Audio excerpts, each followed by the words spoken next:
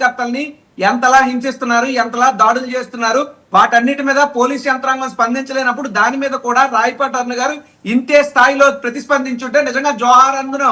అంతే తప్ప ఒక శ్రీరెడ్డి గారు అంశం చుట్టూ ఆ చేసినటువంటి పోలీసు అధికారులు మీరు చర్యలు తీసుకోండి.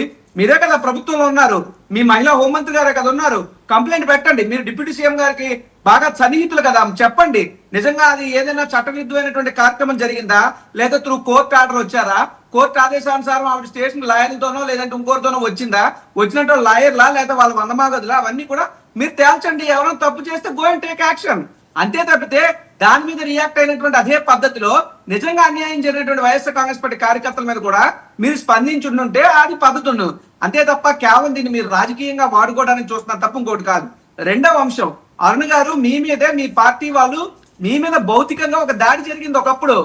ఏం చేశారు ఆ దాడి? ఆ విచారణ సంగతి ఏంటి? దాడి చేసిన మీద ఏం కేసులు